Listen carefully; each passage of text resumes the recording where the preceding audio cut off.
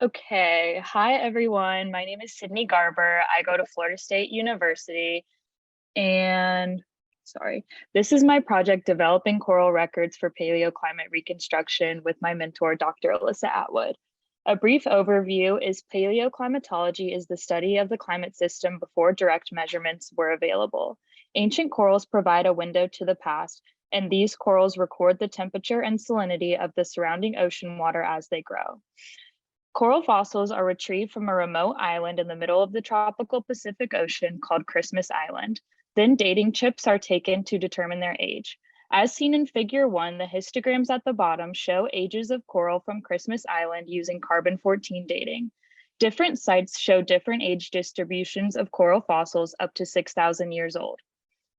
Then oxygen isotopes and trace elements are measured in coral aragonite, which reflect surrounding ocean temperature and salinity. As seen in Figure 2, oxygen isotope data over the last 40 years from an ensemble of coral records is shown in the green line, and observed sea surface temperature is shown in the gray line. This shows their very high correlation. A major goal of this research is to learn more about past climate variations, including El Nino and La Nina events, to compare to current events.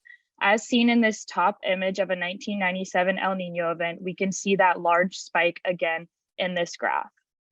Methods we used, these images show a coral fossil slab being drilled for oxygen isotopes and trace elements. We drill millimeter by millimeter along the growth transect and collect the powder. These pictures show me taking a dating chip of the coral fossil to be dated and using a mortar and pestle to grind the chips into powder. For results, this is how we got our carbon-14 analysis results with a WM Keck carbon cycle accelerator mass spectrometer. Currently, we are dating our samples. We are hoping we can find some around 4,000 to 6,000 years old, so we can fill in some data gaps during these years, as seen in Figure 1 in the circle with the large data gap. This is an example of the raw oxygen isotope data we collect. This data is from a 1,745-year-old coral. This is an example of published oxygen isotope data from Christmas Island. The big El Nino events we see today occurred very rarely in the past. As you can see in the top graph, we have large spikes of El Nino events for modern coral that we do not see as much in the older corals.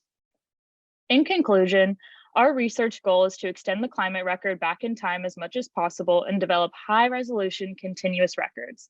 This data is important for contextualizing modern climate change and testing climate models used for future climate predictions.